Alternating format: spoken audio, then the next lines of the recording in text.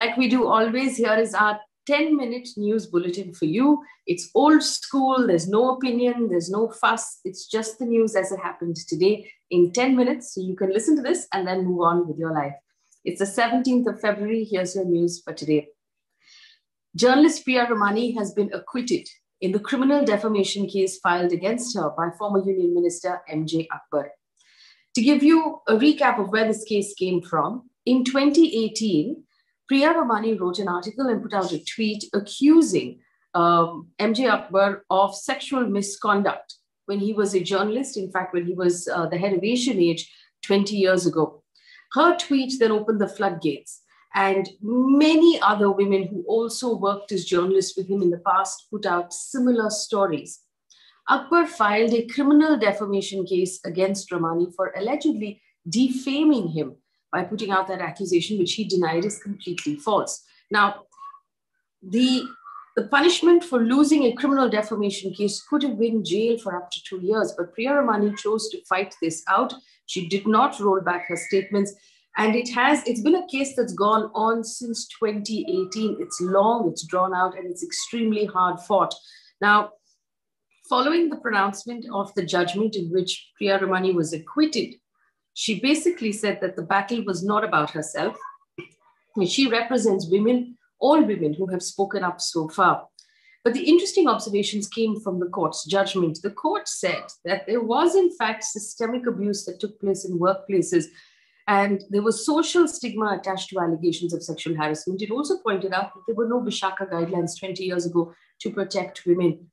The court also said that a man of social status can also be a sexual harasser, and the right of reputation can't be protected at the cost of the right of dignity. Ramani, using the hashtag #MeToo platform, put forward her grievances, and the court said a woman has a right to put forward her grievances even after decades. So this is a win for women who have been speaking up about sexual harassment in the workspace. And it was a win that was celebrated widely by women on Twitter, interestingly, who all felt that this was in some way a personal victory for each of them.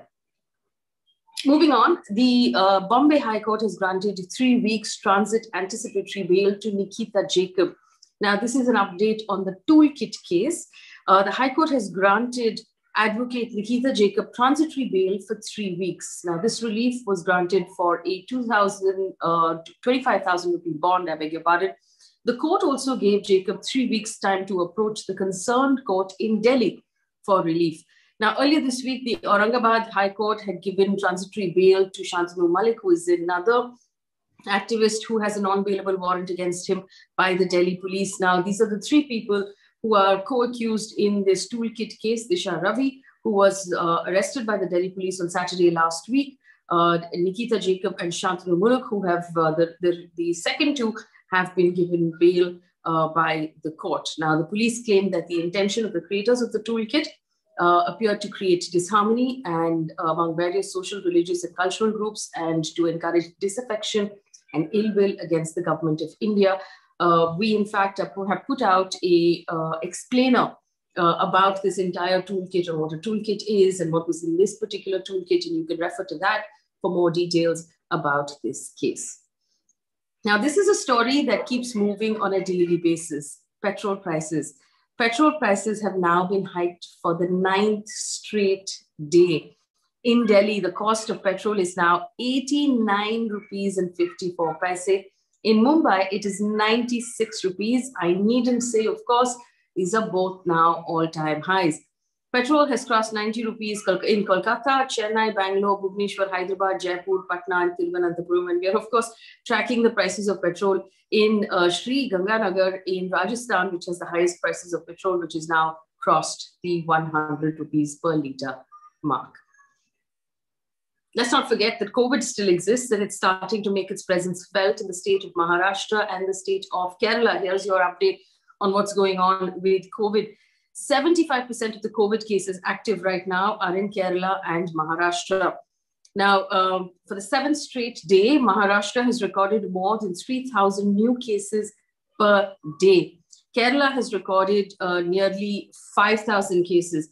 Kerala and Maharashtra now account for 3/4 of the cases from across the country. Weekly cases in Maharashtra have been rising almost 15%.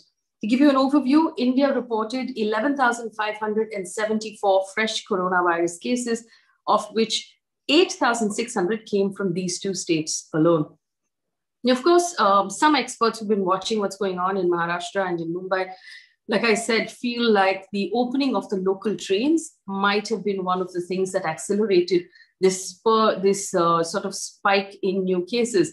So 4,618 train passengers in Mumbai were fined in February for not wearing masks.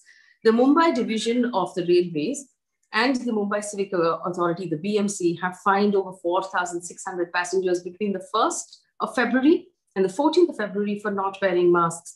The Western Railway alone, which is just one line, there are 3 lines in Mumbai, the Western Railway has fined 2,500 passengers and collected 3,28,000 rupees from them. The Central Railway has fined about 2,000 passengers as well. The mayor of Mumbai, Kishori Pednekar, has in fact been traveling in local trains today, requesting commuters to wear their masks and follow the norms. Remember, the Chief Minister of Maharashtra, Uddhav Thackeray, has cautioned another lockdown if people don't follow the rules. He had a high-powered meeting with various officials from various cities in the state and with the COVID task force. And he said that if people don't follow the rules, then there will be another lockdown in the state. Now, state capital Mumbai has recorded a total of 3,14,569 cases. Now, these are all of the cases altogether, but the active cases right now in Mumbai are about 5,500. Apart from Mumbai, Pune, Amravati, cities in Vidarbh region have reported more than 400 cases every day. In what is a very worrying story, 2 strains of COVID have now combined to form a heavily mutated hybrid that is apparently resistant to some antibodies as well. Now, this is the highly transmissible UK variant of COVID, has combined its genome variant to a variant found originally in California to create a new version of it that is resistant to antibodies. Unlike regular mutation, we understand, where changes accumulate one at a time, this combination can bring together multiple mutations at once. If confirmed, the recombinant would be first detected in this pandemic, even though it had long been expected. So people were expecting that this would happen, but this is the first time it has actually happened. And this would be a concern because if it is resistant to antibodies, it means that it would be resistant to some of the vaccines as well. So this is something scientists are keeping their eye on. It has not been detected in India so far.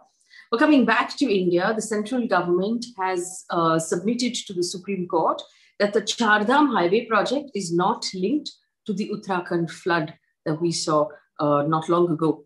Now, the Supreme Court, the center was submitting to the Supreme Court that there is no link between the road widening project and the Uttarakhand disaster. The Supreme Court has allowed for time for the Ministry of Defense to respond to the allegations by the chairman of a high-powered Supreme Court appointed panel linking the Char Dam road widening project with the recent disaster.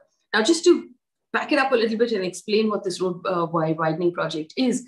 Now, there are 2 projects effectively. The first one is the strategic 900-kilometer Char Dam project, which is under construction with the aims to provide all-weather connectivity to 4 important pilgrimage sites. That's the Yamunotri, the Gangotri, Kedarnath, and Badrinath. On the 7th of February, the glacier burst and the flash floods happened in Uttarakhand in that same area, leading to floods, and 50 people, over 50 people are dead and nearly 150 still missing. Environmentalists have connected these 2 things, saying the massive development that's been going on in that area in what is a very ecologically sensitive region is responsible for that tragedy. There was a 10-meter road widening highway project that the Supreme Court last year ordered should only be 5.5 meters. But for security reasons, the Defense Ministry went back and petitioned the court again to allow the road widening of 10 meters. Now, of the 26 members that the court appointed to look into that project, 21 members favored the widening in order to help armed forces move more equipment to the Indo-China border and ensure better amenities for the locals. So it's that question that has come up again, and the Supreme Court has asked the government for a response, and the government has said that there is no connection right now between the flash flood and the road widening project. I always leave you with one positive note. This is our positive note for today. Coca Cola will release its first ever paper bottle in Europe this year. Coca Cola has said that this is the first ever paper bottle prototype that's been made by a Danish company, which will be available this summer in Hungary and will be limited with an online trial. The company plans to sell its plant-based drink, Adze, in this 100% recyclable bottle. The beverage maker is testing paper bottles as part of its global aim to eliminate plastic waste by 2030 in Europe. Hopefully that's something that will catch on across the world. Plastic bottles really have been such a boon. But that's a wrap for the news for today from me. Remember to catch our other videos on this channel and to like and subscribe and share this with anyone you will find useful. Also give us your feedback on how we can improve this offering. Thanks for watching. Good night.